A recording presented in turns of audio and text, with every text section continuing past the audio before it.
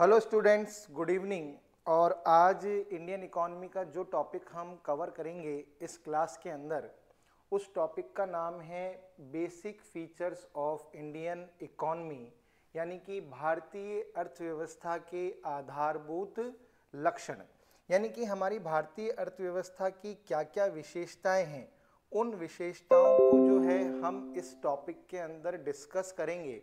और यहाँ से भी दो प्रश्न जो है हमारी परीक्षा के अंदर बनने की पूरी संभावना है। तो देखिए, हमारी भारतीय अर्थव्यवस्था की यदि हम पहली विशेषता को देखें तो हमारी भारतीय अर्थव्यवस्था की पहली विशेषता क्या है? निम्न प्रति व्यक्ति आय, यानी कि लो पर कैपिटा इनकम। अन्य राष्ट्रों की तुलना में भारत में प्रति व्यक्ति आय का स्तर बहुत कम है। यानी कि हमारे भारत में जो प्रति व्यक्ति आय है ये क्या है, अन्य राष्ट्रों की तुलना में बहुत ही क्या है, कम है। और प्रति व्यक्ति आय को लेकर एक क्वेश्चन भी बन जाता है कि किसी भी देश की यदि आर्थिक समृद्धि को मापना हो तो उस देश में रहने वाले व्यक्तियों की प्रति व्यक्ति आय की माप करके किसी भी देश की आर्थिक समृद्धि की माप की जा सकती है। लेकिन दुर्भाग्य यदि देखा जाए तो हमारे भारत में जो है प्रति व्यक्ति आय क्या है, अन्य राष्ट्रों की तुलना के अंदर बहुत ही ज़्यादा क्या है, कम है। भारत में मार्च 2025 में, देखिए लेटेस्ट डेटा है, भारत में मार्च 2025 में प्रति व्यक्ति आय लगभग 2 लाख रुपए अनुमानित है। 2 लाख रुपए प्रति वर्ष क्या है, अनुमानित है। यानी कि हमारे यहाँ पर रहने वाले व्यक्तियों की जो प्रति व्यक्ति आय है वो 2 लाख रुपए क्या की गई है, अनुमानित की गई है।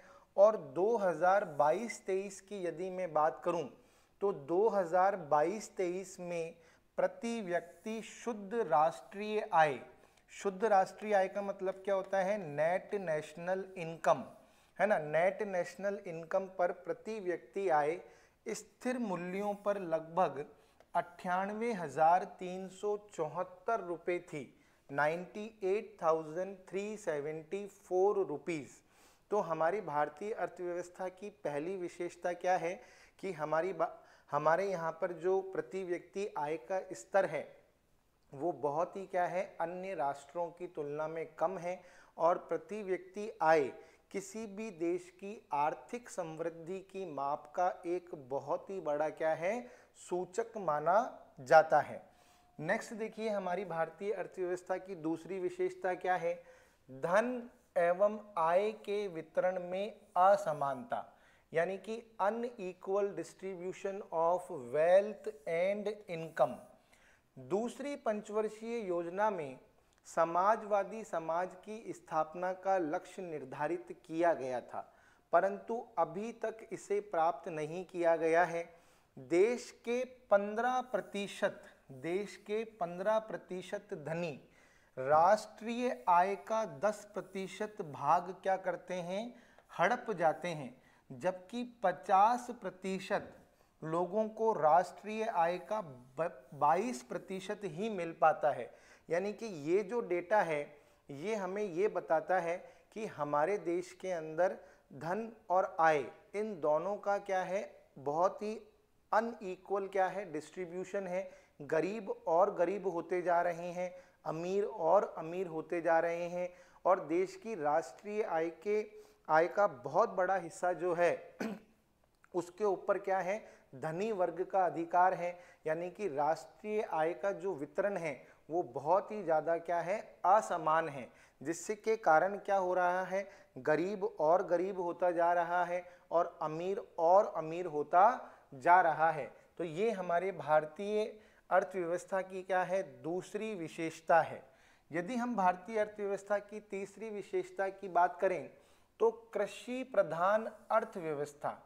जैसे कि आप लोग जानते हैं कि हमारी जनसंख्या का बहुत बड़ा हिस्सा जो है वो अपने जीविकोपार्जन के लिए किस पर निर्भर है, कृषि पर निर्भर है। तो हमारी जो देश की अर्थव्यवस्था है वो कृषि प्रधान अर्थव्यवस्था है। भारत की कुल श्रम शक्ति का लगभग 54% भाग, यानी कि अगर भारत में 100 जने काम करने वाले हैं तो उसमें से 54 लोग किस पर निर्भर हैं? कृषि पर निर्भर हैं, कृषि क्षेत्र में लगा हुआ है। और देश की आबादी का 65% से 70% भाग कृषि क्षेत्र से आजीविका प्राप्त करता है। तो आप खुद इस बात का अनुमान लगा सकते हैं कि कृषि हम भारतीयों की जीविका का एक बहुत बड़ा साधन है। हमारी जनसंख्या का एक बहुत बड़ा भाग जो है कृषि क्षेत्र में ही कार्यरत है और कृषि क्षेत्र ही हमारी जीविका का एक बहुत बड़ा आधार है। इसलिए भारत की अर्थव्यवस्था एक कृषि प्रधान अर्थव्यवस्था है। ये भारत की अर्थव्यवस्था की तीसरी विशेषता है। भाई पहली विशेषता क्या थी? हमारे भारत में प्रति व्यक्ति आय बहुत ही कम है। हालांकि देखा जाए तो ये एक बहुत बड़ी बुराई है, लेकिन ये भारतीय अर्थव्यवस्था की विशेषता है कि हमारे यहाँ पर प्रति व्यक्ति आय बहुत ही क्या है? कम है। धन और आय का क्या है? असमान वितरण है, ये दूसरी विशेषता है। भारत की अर्थव्यवस्था एक कृषि प्रधान अर्थव्यवस्था है, ये भारत की अर्थव्यवस्था की तीसरी विशेषता है। चौथी, जनाधिक्य की स्थिति यानी कि पॉपुलेशन एक्सप्लॉजन। भारत में प्रत्येक दशक में यानी कि हर 10 साल में 24% की क्या हो जाती है? वृद्धि हो जाती है। 2001 से 2011 के दशक में 17.64% की वृद्धि हुई, अर्थात हर साल 1.76 करोड़ की जनसंख्या जो है बढ़ी। 7 जनवरी 2014 को के संशोधित आंकड़ों के अनुसार भारत की जनसंख्या 121.08 करोड़ के आंकड़े को पार कर गई, जो विश्व की जनसंख्या का क्या है? 17.7% है। जबकि भारत के पास भूमि क्षेत्रफल विश्व का 2.42% ही है। यानी कि आप देखिए कि 2.42% भूभाग पर विश्व की 17.7% जनसंख्या क्या करती है? निवास करती है। तो हमारी भारतीय अर्थव्यवस्था की चौथी विशेषता यह है कि यहाँ पर जो है जनाधिक्य की स्थिति है। और यदि मैं लेटेस्ट आंकड़े की बात करूं, 5 मार्च 2025 को जो आंकड़ा है तो उसके अनुसार हमारे भारत की जनसंख्या वर्तमान में 1,45,96,46,852 हो चुकी है। यानी कि हमने चीन को भी जो है जनसंख्या के हिसाब से पीछे छोड़ दिया है और आज भारत जनसंख्या की दृष्टि से विश्व का सबसे बड़ा देश बन चुका है। तो जनाधिक्य की जो स्थिति है ये भी हमारी भारतीय अर्थव्यवस्था की क्या है? एक विशेषता है। तो देखिए आपसे एग्जाम में क्वेश्चन आ सकता है कि निम्नलिखित में से कौन सी भारतीय अर्थव्यवस्था की विशेषता नहीं है। तो आपको इन सबको पढ़ के जाना है।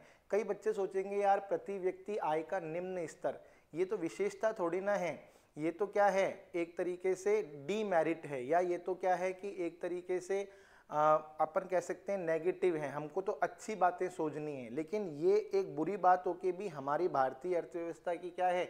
विशेषता है कि भारत में प्रति व्यक्ति आय का स्तर क्या है? निम्न है। भारत में धन और आय का क्या है? असमान वितरण है। भारत की अर्थव्यवस्था एक कृषि प्रधान अर्थव्यवस्था है। भारत की अर्थव्यवस्था में जनाधिक्य की स्थिति है। ये भारतीय अर्थव्यवस्था की क्या है? विशेषताएं हैं। क्लास के बीच में आप लोगों को एक इन्फॉर्मेशन भी प्रोवाइड करना चाहता हूं कि मैंने कॉमर्स के स्टूडेंट्स के लिए सेकंड पेपर का एक ऑनलाइन कोर्स स्टार्ट किया है जो कि लाइव फ्रॉम क्लासरूम है। इस कोर्स के अंदर आपको जो भी क्लासेस प्रोवाइड कराई जाएंगी वो अनलिमिटेड वॉच टाइम के साथ स्पीड फैसिलिटी के साथ अवेलेबल होंगी।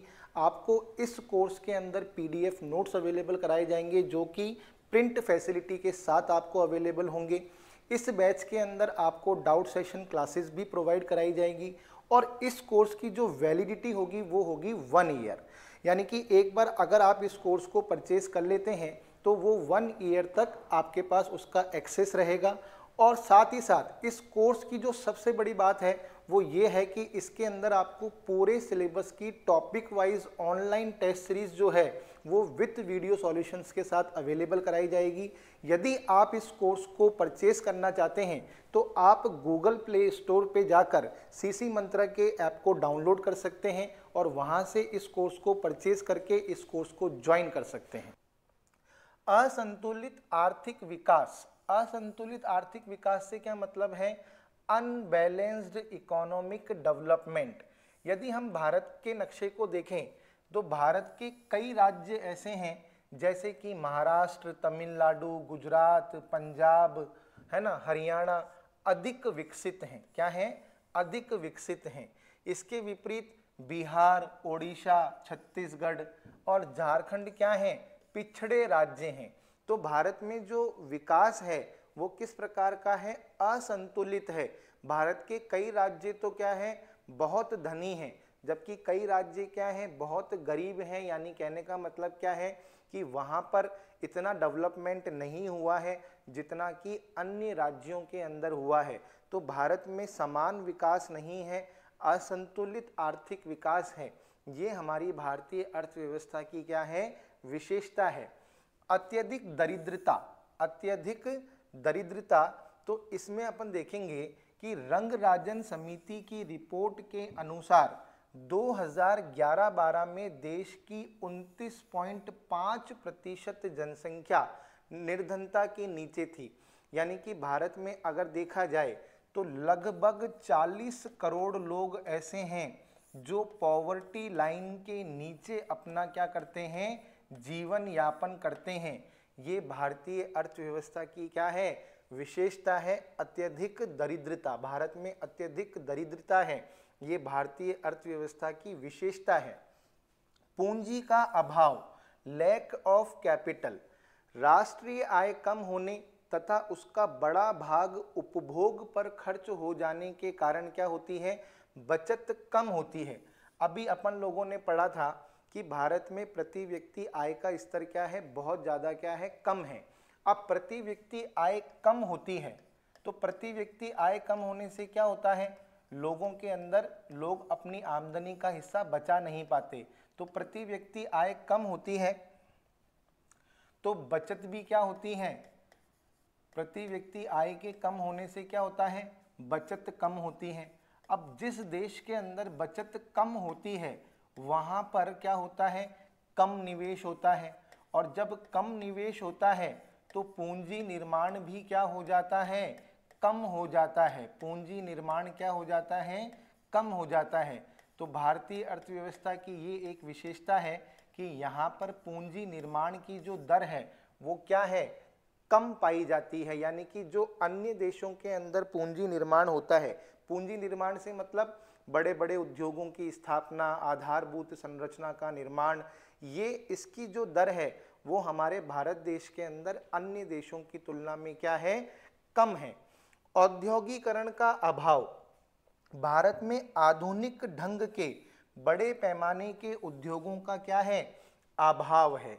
भाई 1990-91 के बाद अगर नई आर्थिक नीति के दृष्टिकोण से देखें तो अब भारत के अंदर आधुनिक ढंग के जो उद्योग हैं वो लगना प्रारंभ हो गए हैं, लेकिन फिर भी अन्य देशों की तुलना में यदि देखा जाए तो हमारे भारत के अंदर क्या है? नए आधुनिक ढंग के उद्योगों का क्या है? अभाव है। यानी कि घरेलू आधुनिक उद्योगों की कमी है, जबकि अगर देखा जाए तो विदेशी उद्योग जो हैं वो हमारे भारत के अंदर क्या कर रहे हैं? निवेश कर रहे हैं। लेकिन सबसे इम्पॉर्टेंट चीज़ होती है कि घरेलू उद्योगों को बढ़ावा मिलना, घरेलू उद्योगों का आधुनिकीकरण होना, क्योंकि घरेलू उद्योगों का आधुनिकीकरण होगा तो उनका पैसा हमारे देश में ही रहेगा, हमारे देश के लोगों के पास ही रहेगा, प्रति व्यक्ति आय बढ़ेगी, बचत की दर बढ़ेगी, निवेश की दर बढ़ेगी, पूंजी निर्माण की दर बढ़ेगी, और यही पैसा अगर विदेशी कंपनियां हमारे देश से कमा के ले जाएंगी तो फिर कोई मतलब तो है नहीं।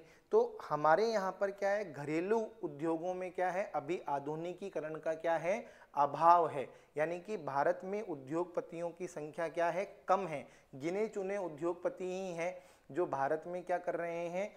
व्यापार कर रहे हैं बड़े स्तर पर, बाकी अधिकतर सभी छोटे पैमाने के उद्योगों तक ही क्या है, सीमित हैं। तो ये भारतीय अर्थव्यवस्था की क्या है, विशेषता है। आपको नेगेटिव ज़्यादा देखने को मिल रहा होगा। अपने दिमाग के अंदर जो है इन अर्थव्यवस्था की विशेषताओं को क्या है, याद करते हुए चलो। एक प्रश्न पक्का है। तो भारत की अर्थव्यवस्था की पहली विशेषता क्या, निम्न प्रति व्यक्ति आय, यानी कि यहाँ पर प्रति व्यक्ति आय जो है वो बहुत ही क्या है, कम है। धन व आय का क्या है, असमान वितरण है। कृषि प्रधान अर्थव्यवस्था है। भारत में की अर्थव्यवस्था में जनाधिक्य की क्या है, स्थिति है। भारत में असंतुलित आर्थिक विकास है। भारतीय अर्थव्यवस्था में अत्यधिक दरिद्रता है। भारत में पूंजी का क्या है, अभाव है। और औद्योगिकरण का भी क्या है, अभाव है। नेक्स्ट, आर्थिक कुचक्रों का जोर। भारत में आर्थिक कुचक्रों का जोर जो है चलता रहता है, यानी कि भारतीय अर्थव्यवस्था जो है वो आर्थिक कुचक्रों के जोर से क्या है, गुजरती रहती है। The emphasis of the cycles of economics. Bharat एक गरीब देश है क्योंकि वह गरीब है। देश में अनेक आर्थिक कुचक्र चलते रहते हैं जिन्हें तोड़ना क्या है, मुश्किल है। यानी कि भारतीय अर्थव्यवस्था तेजी मंदी के दौर से क्या है, गुजरती ही रहती है। और इन चक्रों को तोड़ना जो है वो अभी क्या है, आसान नहीं है, क्योंकि भारत की अर्थव्यवस्था एक विकासशील अर्थव्यवस्था है। और जो अर्थव्यवस्था विकासशील होती है उसको इन आर्थिक कुचक्रों का सामना करना ही पड़ता है। कभी कभी तेजी की स्थिति आ जाती है, कभी कभी मंदी की स्थिति आ जाती है। तो भारत की अर्थव्यवस्था के अंदर तेजी और मंदी की जो अवस्थाएं हैं ये बनी ही रहती हैं। तो भारतीय अर्थव्यवस्था की ये क्या है, एक विशेषता है। बाजार की अपूर्णताएं, यानी कि मार्केट इम्परफेक्शन, जैसे श्रमिकों की गतिशीलता का अभाव। हमारे यहाँ पर क्या है, संयुक्त परिवार प्रथा है ना, परंपरागत रीति रिवाज हैं, अंधविश्वास हैं। इस चक्कर के अंदर क्या है कि और संचार के साधनों का, यातायात के साधनों का अभी अभाव है, जिसके कारण क्या है कि हमारे देश के अंदर श्रम की गतिशीलता का क्या है, अभाव है। यानी कि लोग बाग एक जगह से दूसरे जगह पर जाकर रोजगार कमाना पसंद नहीं करते हैं। आर्थिक क्रियाओं में विशिष्टीकरण का अभाव है। यानी कि विशिष्टीकरण का मतलब क्या होता है, स्पेशलाइजेशन। अभी भी हम परंपरागत तरीकों से ही क्या कर रहे हैं, कृषि कर रहे हैं, व्यापार कर रहे हैं। इससे साधनों का सर्वोत्तम उपयोग नहीं हो पाता। तो एक तो श्रम की गतिशीलता नहीं है, प्लस आर्थिक क्रियाओं में विशिष्टता नहीं है, और हमारे पास जो साधन है हम उनका बेटर यूटिलाइजेशन जो है नहीं कर पा रहे हैं। इसलिए भारत में अभी बाजार जो हैं वो पूर्ण रूप से विकसित नहीं हो पाए हैं। इसलिए हमारी भारतीय अर्थव्यवस्था की ये विशेषता है कि बाजार जो हैं वो क्या हैं, अभी अपूर्ण हैं, यानी कि इम्परफेक्ट हैं। यातायात एवं संचार के साधनों की कमी, इसका प्रभाव यह है कि देश के अनेक भागों में खनिज प्रचुर मात्रा में उपलब्ध हैं, परंतु वहां उद्योगों की स्थापना नहीं हो पाई है। देखो, यातायात और संचार किसी भी देश की अर्थव्यवस्था को बहुत ज़्यादा प्रभावित करते हैं। जिस देश के अंदर यातायात एवं संचार के साधन प्रचुर मात्रा में होते हैं वहाँ पर उपलब्ध प्राकृतिक संसाधनों का जो दोहन है वो बहुत ही बेहतर तरीके से किया जा सकता है। परंतु हमारे देश की यदि बात की जाए तो हमारे देश के आज भी एक बहुत बड़े हिस्से के अंदर यातायात एवं संचार के साधनों की क्या है, कमी है, जिसके कारण हम अपने पास जो प्राकृतिक संसाधन उपलब्ध हैं उनका प्रचुर मात्रा में क्या है, प्रचुर मात्रा में उपलब्ध होने के बावजूद भी हम उनका बेहतर तरीके से दोहन नहीं कर पाए हैं, यानी कि बेटर ऑप्टिमम यूटिलाइजेशन नहीं कर पाए हैं। इसलिए हमारी भारतीय अर्थव्यवस्था जो है अभी विकसित अर्थव्यवस्था नहीं बन पाई है। भारतीय अर्थव्यवस्था की 12वीं विशेषता क्या है, परंपरावादी समाज।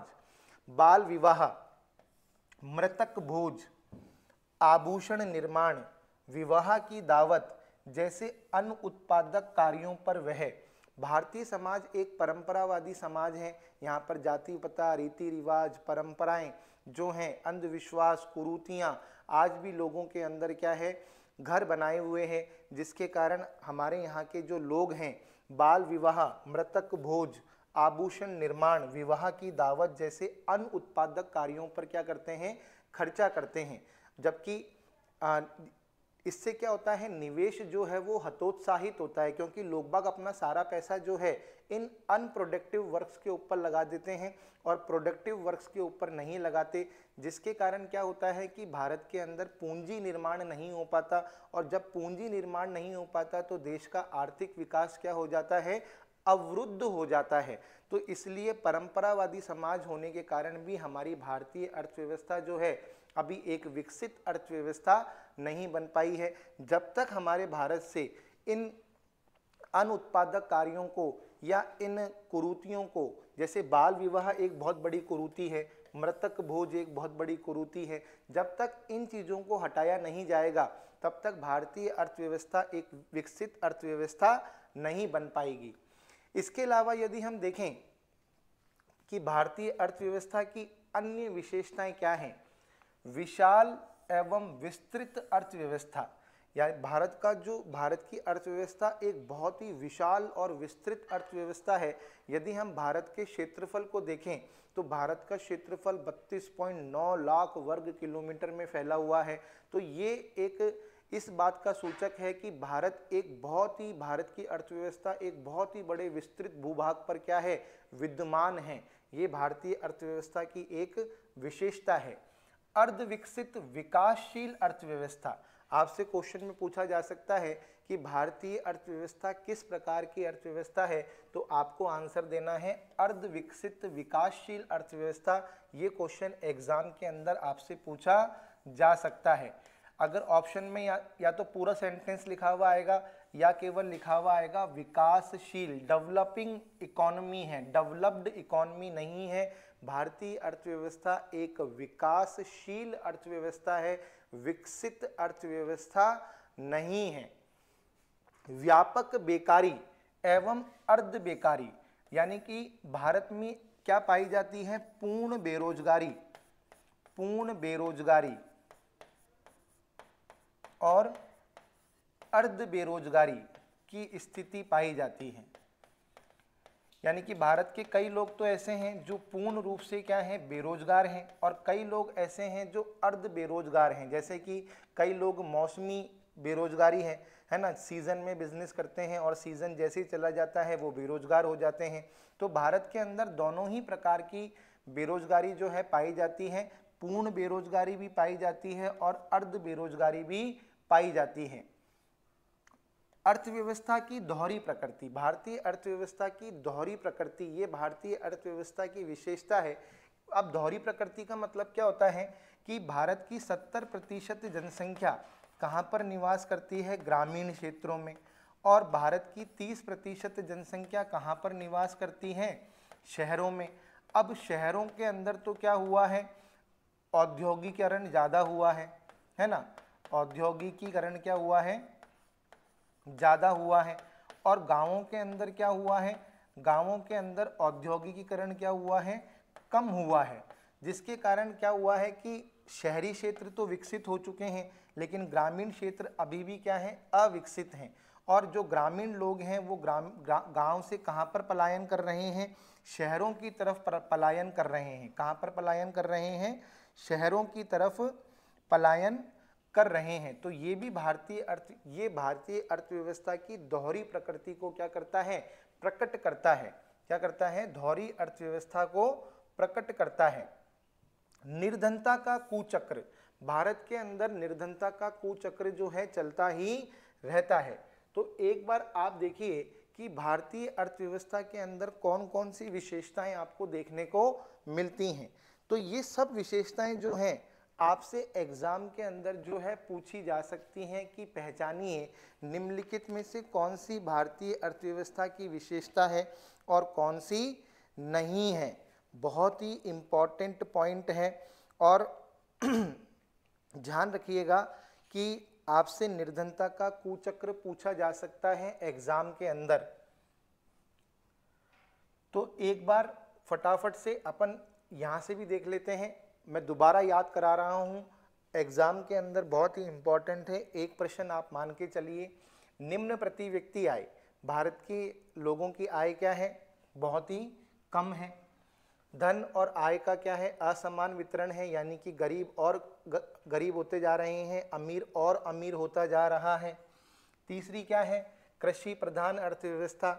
शॉर्ट में याद करने की कोशिश कीजिए कि कृषि प्रधान क्यों है, क्योंकि कृषि आज भी भारत की बहुत बड़ी आबादी का क्या है, आजीविका का स्रोत है। जनाधिक्य की स्थिति, भारत जनसंख्या की दृष्टि से आज विश्व में प्रथम स्थान पर पहुंच चुका है ना। असंतुलित आर्थिक विकास, भारत के कई राज्य जो हैं बहुत ज़्यादा विकसित हैं जबकि कई राज्य पिछड़े हुए हैं। अत्यधिक दरिद्रता, रंगराजन समिति की रिपोर्ट के आधार पर भारत की आज भी 29.5% जनसंख्या निर्धनता रेखा के नीचे है, यानी कि 40 करोड़ के आसपास लोग आज भी भारत में क्या है, निर्धनता के नीचे जीवन यापन करते हैं। भारत में बचत क्योंकि कम है, इसलिए भारत में पूंजी निर्माण का क्या है, अभाव है, पूंजी का अभाव है। भारत के घरेलू उद्योगों में आज भी यह है, आधुनिकीकरण का अभाव है ना। तो औद्योगिकीकरण का अभाव है, क्योंकि विदेशी कंपनियां तो भारत में हैं, लेकिन घरेलू उद्योगों की यदि बात की जाए तो वहां पर आज भी क्या है, औद्योगिकीकरण का अभाव है।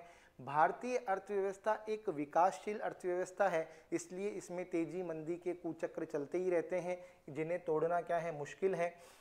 बाजार की अपूर्णताओं से मतलब क्या है, श्रम की गतिशीलता नहीं है ना, आर्थिक क्रियाओं में विशिष्टीकरण नहीं है, इसलिए भारत के बाजार क्या है, अपूर्ण है।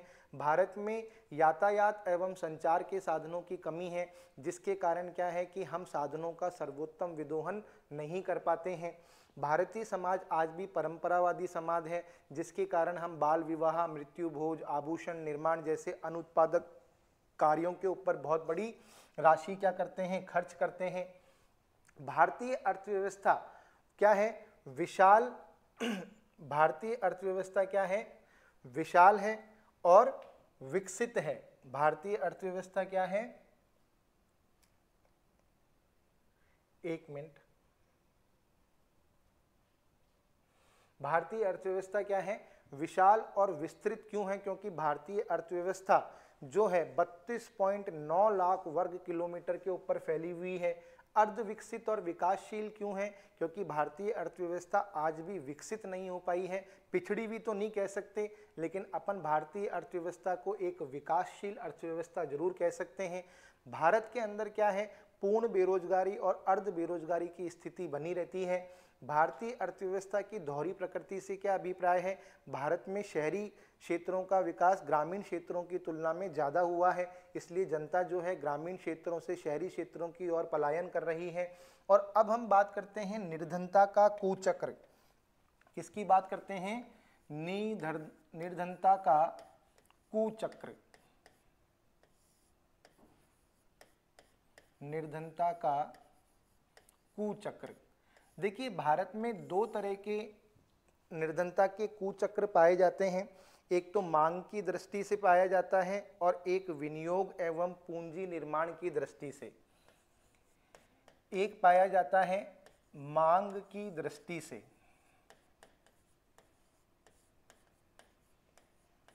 और एक पाया जाता है विनियोग एवं पूंजी निर्माण की दृष्टि से। दो तरह के निर्धनता कुचक्र जो हैं भारत के अंदर पाए जाते हैं, मांग की दृष्टि से, एक विनियोग एवं पूंजी निर्माण की दृष्टि से। और ये इंपॉर्टेंट है, एग्जाम में आपसे पूछा जा सकता है। यदि आप मांग की दृष्टि से देखोगे तो निम्न आय है, जैसे अपन लोगों ने पढ़ा कि भारत की प्रति व्यक्ति आय क्या है, निम्न आय है।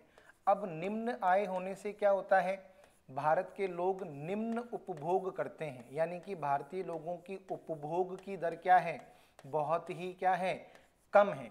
निम्न आय होने से भारत के लोग क्या करते हैं, निम्न उपभोग करते हैं। और निम्न उपभोग के कारण क्या होता है, निम्न उपभोग के कारण निम्न विनियोग होता है। क्या होता है, निम्न विनियोग होता है। भाई, जब प्रोडक्शन लो है तो इन्वेस्टमेंट भी क्या होगा, कम होगा, और इन्वेस्टमेंट कम होगा तो क्या होगा, निम्न पूंजी निर्माण होगा, और जब निम्न पूंजी निर्माण होगा क्या होगा, आर्थिक पिछड़ापन रहेगा। क्या रहेगा, आर्थिक पिछड़ापन रहेगा।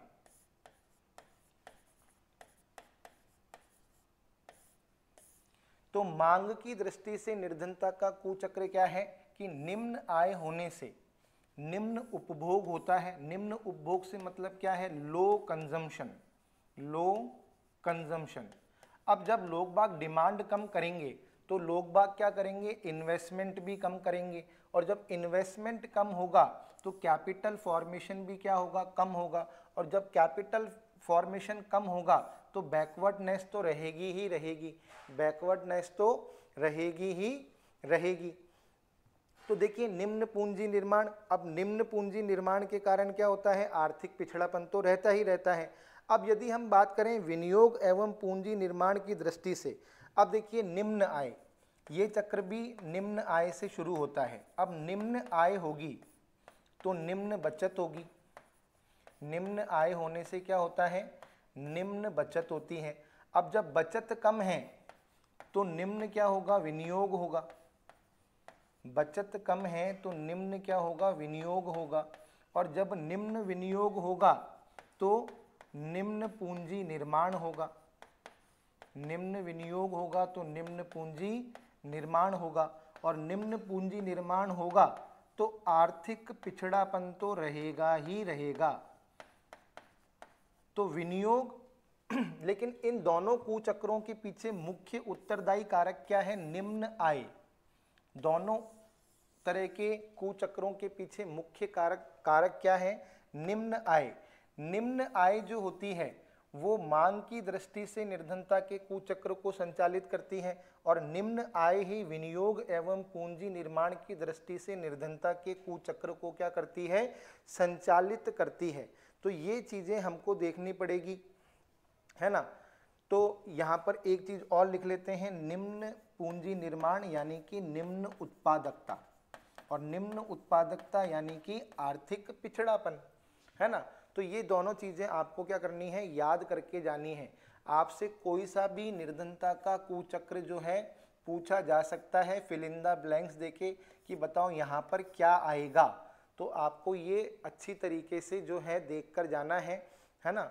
तो दो तरह के निर्धनता के कुचक्र होते हैं, एक मांग की दृष्टि से, एक विनियोग एवं पूंजी निर्माण की दृष्टि से, और दोनों की ही शुरुआत निम्न आय से होती है। किससे होती है, निम्न आय से। या फिर आपको ऐसा क्वेश्चन दे देंगे कि निम्नलिखित में से सही कौन सा है, तो आपको ये जो स्टेप्स हैं ये क्या होने चाहिए, याद होने चाहिए। अब देखिए आगे, तो निर्धनता का कुचक्र भारत में विद्यमान रहता है, ये भी भारतीय अर्थव्यवस्था की क्या है, एक विशेषता है। नेक्स्ट विशेषता क्या है, आधुनिक तकनीकी ज्ञान की कमी। ये अपन पहले ही डिस्कस कर चुके हैं कि भारत के अंदर अभी भी क्या है, उद्योगों में आधुनिकीकरण का अभाव है, यानी कि अभी भी प्रोडक्शन की हम जो है परंपरागत तकनीकों का ही उपयोग कर रहे हैं, यानी कि हमारे देश में आधुनिक तकनीकी ज्ञान की कमी बनी हुई है। नियोजित एवं विकासशील अर्थव्यवस्था, नियोजित यानी कि हमारे यहाँ पर पंचवर्षीय योजनाओं का निर्माण करके आर्थिक विकास किया गया है, और भारतीय अर्थव्यवस्था अभी भी विकसित होने के बजाय क्या है, विकासशील है, यानी कि डेवलपिंग है ना। और अभी पहले तो योजना आयोग था, अब नीति आयोग है। ये दोनों ही क्या कर रहे हैं, नियोजन के माध्यम से क्या कर रहे हैं, भारतीय अर्थव्यवस्था को विकासशील से विकसित बनाने का क्या कर रहे हैं, प्रयास कर रहे हैं। भारतीय अर्थव्यवस्था मानसून का जुआ है। मानसून का जुआ क्यों है, भारत में अभी भी क्या है, सिंचाई के साधनों का क्या है, अभाव है। क्या है, सिंचाई के साधनों का अभाव है, यानी कि भारत की कृषि जो है वो किस पर निर्भर है, मानसून पर निर्भर है। मानसून अच्छा होता है तो लोगों को रोजगार मिलता है, लोगों का जीवन स्तर ऊंचा उठता है। मानसून बेकार होता है तो उत्पादन कम होता है, और आप जानते हो कि भारत की जनसंख्या का एक बहुत बड़ा भाग जो है आज भी कृषि पर क्या है, निर्भर है।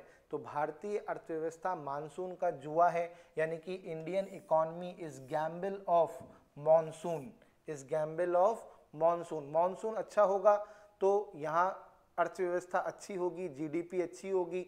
मानसून अगर खराब होगा तो जीडीपी का स्तर क्या हो जाएगा, गिर जाएगा।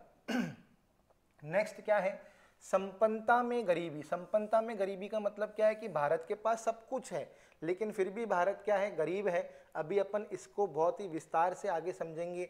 भारत के पास प्राकृतिक संसाधनों की कमी नहीं है लेकिन भारत उनका उचित तरीके से दोहन नहीं कर पा रहा, ऑप्टिमम यूटिलाइजेशन नहीं कर पा रहा, इसलिए भारत संपन्न होकर भी क्या है, गरीब है। मुद्रास्फीति एवं बढ़ते मूल्य, मैंने अभी आपको कहा कि भारत आर्थिक कुचक्रों के दौर से जो है गुजरता रहता है।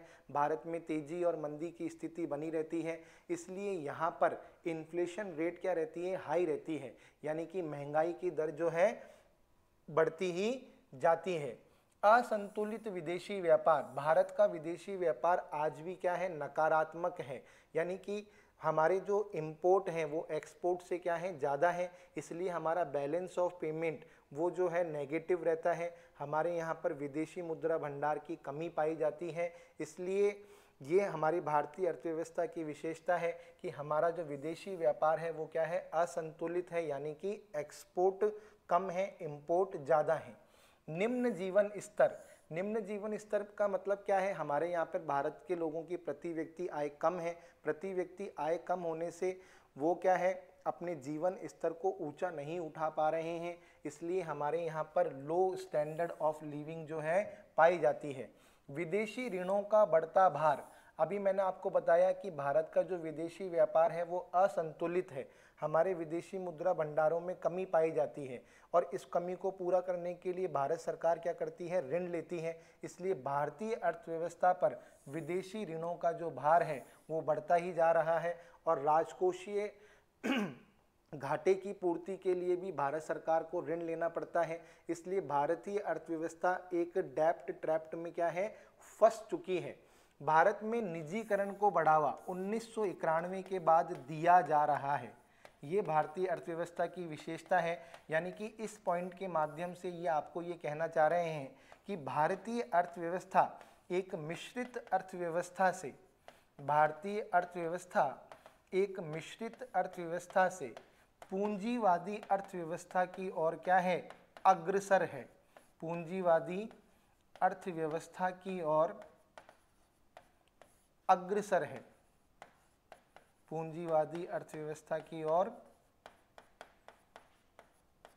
अग्रसर है।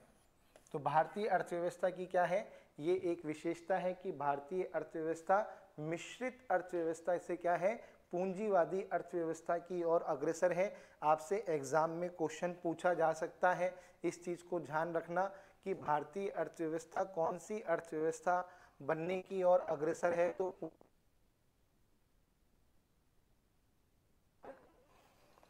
ठीक है, नेक्स्ट देखिए,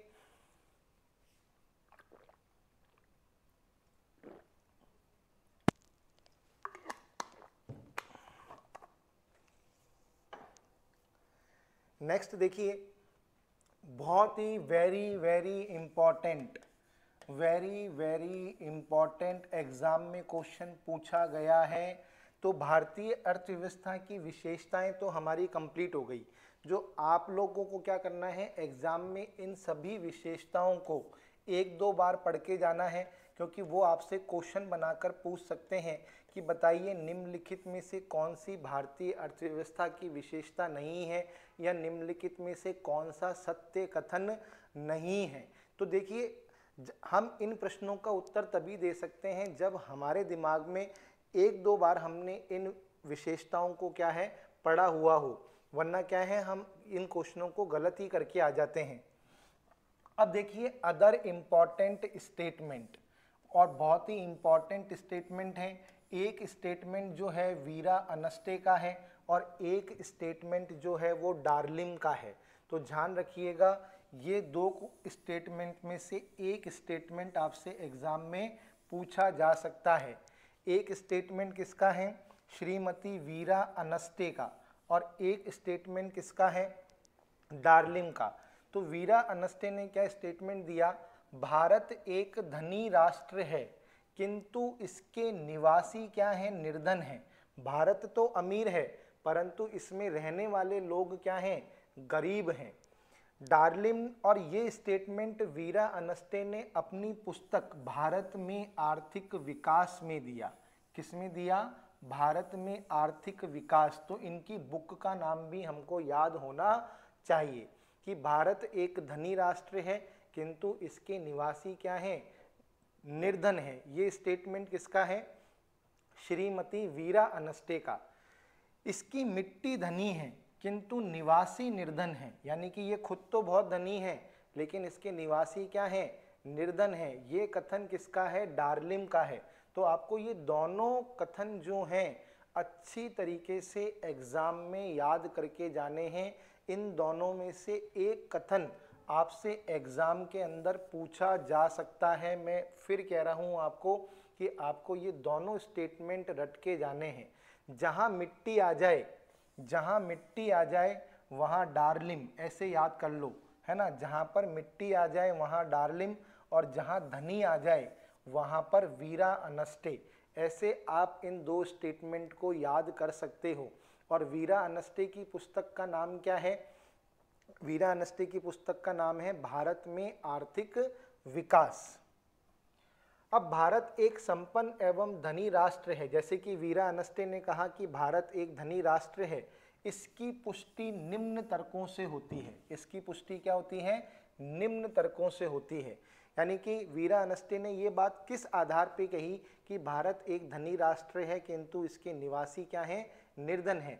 तो वीरा अनस्टे ने ये बात इस आधार पर कही कि भारत एक धनी राष्ट्र है क्योंकि भारत की भौगोलिक स्थिति क्या है, बहुत ही ज़्यादा उत्तम है। बहुत ही ज़्यादा क्या है, उत्तम है। भारत जो है उत्तरी गोलार्ध में पूर्वी देशांतर के मध्य में स्थित है, यानी कि भारत जो है प्रमुख व्यापारिक मार्गों पर पड़ता है और भारत के अंदर से कर्क रेखा जो है बिल्कुल बीचों बीच से गुजरती है। भारत में उष्ण कटिबंधीय जलवायु पाई जाती है जिसके कारण भारत की जलवायु बहुत ही उत्तम है। भारत में कई प्रकार की फसलों का उत्पादन किया जा सकता है और भारत की भौगोलिक स्थिति ऐसी है कि भारत जो है विश्व के प्रमुख व्यापारिक मार्गों पे पड़ता है, इसलिए भारत क्या है, एक धनी राष्ट्र है। विशाल भूभाग, विशाल भूभाग, मैंने आपको कहा 32.9 लाख वर्ग किलोमीटर का भारत का क्या है, एरिया है। 32.9 लाख वर्ग किलोमीटर का भारत का क्या है, एरिया है। तो ये एक बहुत बड़ी बात है और विश्व के भूभाग का 2.4% हिस्सा जो है भारत के पास है। तो भारत का जो भूभाग है वो बहुत ही ज़्यादा क्या है, विशाल है, इसलिए भारत एक धनी राष्ट्र है। उपयुक्त धरातल, भारत में हर प्रकार की धरातलीय संरचना पाई जाती है, पहाड़, मैदान, पठार, नदी, है ना, सब तरह की धरातलीय संरचना भारत के अंदर जो है विद्यमान है, इसलिए भारत एक धनी राष्ट्र है। विस्तृत उपजाऊ मैदान, गंगा, ब्रह्मपुत्र और सतलज का विशाल उपजाऊ मैदान भारत के पास है और सामुद्रिक क्षेत्रों के अंदर भी अगर देखा जाए, तटीय क्षेत्रों में भी काफ़ी उपजाऊ मैदान जो है भारत के पास है। तो भारत एक धनी राष्ट्र है। विपुल खनिज भंडार, भारत अभ्रक के अंदर अभ्रक के उत्पादन की दृष्टि से भारत विश्व में प्रथम स्थान रखता है। मैग्नीज में भारत का दूसरा स्थान है। इसके अलावा अगर हम देखें तो आणविक खनिज, कोयला और तांबा, कई प्रकार के महत्वपूर्ण खनिज जो हैं भारत में पर्याप्त मात्रा में पाए जाते हैं। प्रचुर वन संपदा, है ना, शीशम की लकड़ी, चंदन की लकड़ी, है ना, लाल चंदन, आप देख सकते हो भारत के अंदर हर प्रकार की वन संपदा और औषधियों के दृष्टिकोण से काफ़ी वनस्पतियां जो हैं भारत के अंदर विद्यमान हैं। हिमालय क्षेत्र के अंदर कई ऐसी वन संपदा है जो अन्य देशों के पास नहीं है। विविधतापूर्ण अनुकूल जलवायु, भारत में उष्ण कटिबंधीय जलवायु पाई जाती है, विविधतापूर्ण जलवायु पाई जाती है जिसके माध्यम से आप कई प्रकार की फसलों का उत्पादन जो है कर पाते हो। इन सभी दृष्टिकोण से यदि देखा जाए तो भारत क्या है, एक धनी जो है राष्ट्र है। भारत के पास अपार जल स्रोत है, क्या है, अपार। भारत के मैदानी भाग में कई नदियां बहती हैं। इसके अलावा भारत के अगर अपन दक्षिणी भाग की बात करें तो वहाँ पर भी कई नदियाँ हैं जिनके अंदर वर्ष भर क्या होता है, जल प्रवाहित होता है। तो भारत के पास अपार जल स्रोत है, पर्याप्त शक्ति के साधन हैं, क्या है, पर्याप्त शक्ति के साधन, चाहे वो जल शक्ति हो, चाहे वो आणविक शक्ति हो, चाहे वो तापीय शक्ति हो। इसके अलावा सौर ऊर्जा के क्षेत्र में भी भारत के पास पर्याप्त साधन है। भारत का राजस्थान जो है वो सौर ऊर्जा का प्रमुख केंद्र बनता जा रहा है। विशाल जनसंख्या भारत के पास उपलब्ध है। भारत के अंदर कार्यशील जनसंख्या अन्य देशों की तुलना में क्या है, ज़्यादा है। सामुद्रिक संपत्ति, भारत 3 ओर से समुद्र से घिरा हुआ है। भारत की जो सामुद्रिक सीमा है वो अन्य देशों से ज़्यादा है। इसके अलावा भारत के पास मछली पालन का एक बहुत बड़ा स्रोत है ना। तो भारत के पास सामुद्रिक संपत्ति की कमी नहीं है। उपयोगी पशु संपदा, भारत के अंदर लगभग 35 करोड़ पशु हैं जो अन्य राष्ट्रों के पास नहीं है। पशु संपदा की दृष्टि से भारत विश्व में क्या रखता है, प्रथम स्थान रखता है। क्या रखता है, प्रथम स्थान रखता है। तो इन्हीं सभी आधारों के ऊपर श्रीमती वीरा अनस्टे ने कहा कि भारत क्या है, एक धनी राष्ट्र है। भारत क्या है, एक धनी राष्ट्र है। लेकिन उन्होंने एक बात और कही कि एक धनी राष्ट्र में क्या करते हैं, निर्धन लोग निवास करते हैं। अब ऐसा उन्होंने क्यों कहा, भारत में प्रति व्यक्ति आय का स्तर क्या है, निम्न है। यानी कि इतना सब कुछ होने के बावजूद भी यहाँ के लोगों की जो प्रति व्यक्ति आय है वो बहुत ही ज़्यादा क्या है, कम है। अन्य देशों की तुलना में बहुत ही क्या है, कम है। अब प्रति व्यक्ति आय कम होने से यहाँ के लोगों का जीवन स्तर क्या है, बहुत कम है। यानी कि वो अपनी अनिवार्य आवश्यकताओं की पूर्ति ही कर पाते हैं। यानी कि उनका जीवन स्तर अन्य देशों की तुलना में क्या है, बहुत ही कम है। भारत में ऊंची जन्म दर पाई जाती है और ऊंची ही मृत्यु दर पाई जाती है, जिसके कारण भारत ये इस बात को प्रतिबिंबित करता है कि भारत के अंदर अभी भी जो है स्वास्थ्य सेवाओं का जो है विकास नहीं हो पाया है। निम्न औसत आयु, यदि मैं स्वतंत्रता प्राप्ति के समय की बात करूं तो 1951 के अंदर भारत में जो औसत आयु थी वो थी 32 वर्ष। कितनी थी, 32 वर्ष। और आज वर्तमान में अगर देखा जाए तो 65 से 70 वर्ष जो है भारत में औसत आयु है। यानी कि भारत का जो व्यक्ति है वो इस उम्र तक जी पाता है। हालांकि निम्न औसत आयु में सुधार हुआ है, लेकिन अन्य राष्ट्रों की तुलना में ये कम है। बचत एवं पूंजी निर्माण का निम्न स्तर, अब जब प्रति व्यक्ति आय कम है तो बचत कम है, और बचत कम होगी तो पूंजी निर्माण का स्तर भी भारत में क्या होगा, कमी पाया जाएगा। व्यापक बेरोजगारी, अब पूंजी निर्माण अगर आपके देश में नहीं हो रहा और जनसंख्या लगातार बढ़ती जा रही है तो आपके देश के अंदर क्या पाई जाएगी, बेरोजगारी पाई जाएगी। भारी ऋणग्रस्तता, भारत का विदेशी व्यापार जो है संतुलित नहीं है। राजकोषीय घाटा भारत में बना रहता है, जिसकी पूर्ति के लिए भारत सरकार ऋण लेती है। तो भारत जो है डेप्ट ट्रैप्ट में क्या है, फंसा हुआ है। किसमें फंसा हुआ है, डेप्ट ट्रैप्ट में फंसा हुआ है। बढ़ती भिक्षावृत्ति, एक अनुमान के अनुसार भारत के अंदर लगभग 8 करोड़ लोग भिक्षावृत्ति के माध्यम से अपना जीवन यापन कर रहे हैं, जो कि एक जनसंख्या का बहुत बड़ा भाग है। ठीक है ना। उत्पादन की पिछड़ी तकनीक, हम आज भी उत्पादन के लिए परंपरागत तकनीकों का इस्तेमाल कर रहे हैं, आधुनिकीकरण को नहीं अपना पाए हैं। विदेशी ऋण का भार हमारे ऊपर बढ़ता जा रहा है। भारत में आज भी गंदी बस्तियां और खराब स्वास्थ्य देखने को मिलता है। निर्धनता का कुचक्र एवं गरीबी रेखा के नीचे जीवन यापन, भारत में निर्धनता का कुचक्र विद्यमान रहता है और भारत की लगभग 40 करोड़ जनसंख्या आज भी गरीबी रेखा के नीचे जीवन यापन करती है। प्राकृतिक संसाधनों के पर्याप्त विकास एवं विदोहन का अभाव, भारत में प्राकृतिक संसाधनों की कमी नहीं है, फिर भी उसके बावजूद भी हम उनका विदोहन नहीं कर पा रहे हैं। संतुलित तीव्र विकास का अभाव, भारत के कई राज्यों का विकास बहुत उच्च है तो कई राज्यों का विकास बहुत ही नीचा है। तो इन सब आधारों के ऊपर वीरा अनस्टे ने कहा कि भारत एक धनी राष्ट्र है परंतु इसके निवासी क्या हैं, निर्धन हैं। संपन्नता के बीच गरीबी की समस्या के हल के उपाय, यानी कि अब भारत क्या करे कि वो धनी राष्ट्र के साथ साथ उसके निवासी भी धनी हो जाएं। तो उन्होंने कुछ उपाय भी बताए हैं। तो उन्होंने क्या बताया है, उपलब्ध प्राकृतिक संसाधनों का समुचित विकास एवं उपयोग। भारत को अपने प्राकृतिक संसाधनों का क्या करना चाहिए, समुचित उपयोग करना चाहिए, तभी भारत के निवासी क्या बन सकते हैं, अमीर बन सकते हैं। मानवीय संसाधनों का सर्वोत्तम उपयोग, भारत के पास जो कार्यशील जनसंख्या है उसको क्या करना चाहिए, उपयोग में लाना चाहिए और उसका उपयोग सर्वोत्तम तरीके से करना चाहिए, तभी भारत के निवासी क्या बन सकते हैं, अमीर बन सकते हैं। नए संसाधनों तथा नए उपयोगों की खोज, आधुनिकीकरण और नए आविष्कारों को अपनाना चाहिए, जिससे और रोजगार के अवसरों में वृद्धि, पूंजी निर्माण की दर को बढ़ाकर रोजगार के अवसरों में वृद्धि करनी चाहिए। गांवों एवं शहरों का समन्वित विकास करना चाहिए, यानी कि अर्थव्यवस्था की दोहरी प्रकृति को खत्म करना चाहिए। शहरों के विकास के साथ साथ गांवों का भी विकास करना चाहिए।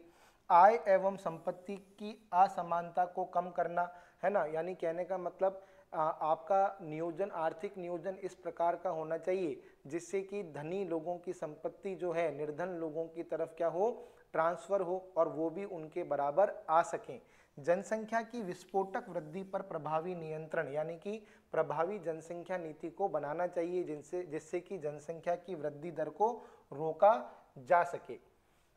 तो इन्होंने, श्रीमती वीरा अनस्टे ने कहा कि इन उपयोगों को अपनाकर भारत क्या बन सकता है, एक धनी राष्ट्र के साथ साथ यहाँ के निवासी भी क्या बन सकते हैं, धनी बन सकते हैं। तो इन संसाधनों को अपनाकर जो है इन उपायों को अपनाकर भारत के निवासियों को क्या बनाया जा सकता है, धनी बनाया जा सकता है। भारत तो एक धनी राष्ट्र है ही, उसके साथ साथ उसके निवासियों को भी क्या किया जा सकता है, धनी बनाया जा सकता है।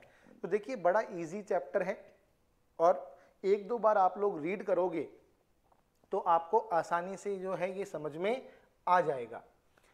अब देखिए अल्प विकसित राष्ट्र की कई अर्थशास्त्रियों ने परिभाषा दी है और भारत को अल्प विकसित विकासशील राष्ट्र कहते हैं। तो इन्होंने कहा है अल्प विकसित राष्ट्र वे हैं जहां वैज्ञानिक एवं तकनीकी उन्नति को कृषि एवं उद्योग में बड़े पैमाने पर अपनाया नहीं गया है। इसमें अधिकांश उत्पादन जीवन निर्वाह स्तर पर है, बाजार क्या है, संकुचित है, औद्योगिक प्रगति सापेक्षिक दृष्टि से क्या है, नगण्य है। और ये परिभाषा किसने दी, बायर एवं यामे ने दी। यानी कि उन्होंने कहा है कि भाई आप अल्प विकसित राष्ट्र कौन से राष्ट्र को कहोगे, ऐसा राष्ट्र जो वैज्ञानिक एवं तकनीकी रूप से उन्नत नहीं हो पाया है, जिसमें उत्पादन जो है जीवन निर्वाह के स्तर तक किया जाता है और जिसमें बाजार क्या होते हैं, संकुचित होते हैं, औद्योगिक प्रगति जो है वो सापेक्षिक दृष्टि से अगर देखा जाए तो नगण्य होती है, उस राष्ट्र को अल्प विकसित राष्ट्र कहा जाता है। ऑस्कर लांगे ने क्या परिभाषा दी है अर्ध विकसित राष्ट्र की, अर्ध विकसित देश वह हैं जिसमें पूंजी की मात्रा इतनी नहीं है कि वर्तमान श्रम शक्ति का उपलब्ध तकनीकी स्तर पर प्रयोग कर सकें, इसमें पूंजी का अभाव अल्प विकास की विशेषता है। यह परिभाषा किसने दी है, ऑस्कर लांगे ने दी है। तो आपको कथन देकर क्या पूछा जा सकता है, अर्थशास्त्री का नाम पूछा जा सकता है। तो अगर आप देखोगे, आप कहोगे कि सर इसको याद कैसे करें, जहां पर वैज्ञानिक एवं तकनीकी उन्नति शब्द लिखा हुआ आ जाए वहां पर बायर एवं यामी, और जहां पर पूंजी का अभाव लिखा हुआ आ जावे कि पूंजी की मात्रा, क्योंकि इनकी जो परिभाषा है ऑस्कर लांगे की वो पूंजी पर डिपेंड करती है। इन्होंने कहा है कि भाई अल्प विकसित राष्ट्र वहाँ वो होते हैं जिनमें कैपिटल फॉर्मेशन क्या होता है, स्लो होता है। तो उस राष्ट्र को इन्होंने अर्ध विकसित या अल्प विकसित राष्ट्र कहा है और भारत में ये विशेषता पाई जाती है, इसलिए भारत को अर्ध विकसित राष्ट्रों की श्रेणी के अंदर रखा जाता है। और जो बायर एवं यामे हैं, इन्होंने कहा है कि भाई अर्ध विकसित राष्ट्र वो होता है जो अपने यहाँ पर क्या करता है, वैज्ञानिक एवं तकनीकी उन्नति को नहीं अपनाता है और यहाँ पर उत्पादन जो है केवल जीवन निर्वाह स्तर पर ही होता है। तो आपको एक दो बार रीड करनी है। और भारतीय योजना आयोग ने क्या परिभाषा दी है, एक अर्ध विकसित राष्ट्र वह है जहां एक और प्रयुक्त एवं अर्ध प्रयुक्त मानव शक्ति तथा दूसरी ओर अशोषित प्राकृतिक साधनों का न्यूनाधिक मात्रा में सह अस्तित्व पाया जाता है। तो आप एक दो बार इन परिभाषाओं को पढ़ोगे तो आपको क्या करना है, सिर्फ एग्जाम के अंदर आपको स्टेटमेंट दे देंगे और आपसे पूछेंगे कि बताइए निम्नलिखित में यह परिभाषा किसके द्वारा दी गई है। तो एक परिभाषा तो दी है बायर एवं यामे ने और एक परिभाषा दी है ऑस्कर लांगे ने। तो मैंने आपको बता दिया कि जहां वैज्ञानिक एवं तकनीकी उन्नति शब्द लिखा हुआ आ जावे वहां पर बायर एवं यामे, और जहां पर पूंजी की मात्रा इतनी नहीं है ये शब्द लिखा हुआ आ जावे वहां पर ऑस्कर लांगे। और इन दोनों के अलावा जो तीसरी परिभाषा है वो भारतीय योजना आयोग की होगी। तो 3 ही परिभाषाएं हैं, अगर आपने 2 की याद कर ली तो तीसरी अपने आप ही पता लग जाएगी। अब देखिए ये वेरी वेरी इंपॉर्टेंट है, वेरी वेरी इंपॉर्टेंट, और क्वेश्चन जो बनता है अधिकतर यहीं से ही बनता है। अधिकतर जो क्वेश्चन बनता है एग्जाम के अंदर वो यहीं से ही बनता है। तो थोड़ा सा डिस्टर्ब हो गया है, तो इस वाले पॉइंट को हम नेक्स्ट क्लास के अंदर जो है डिस्कस करेंगे।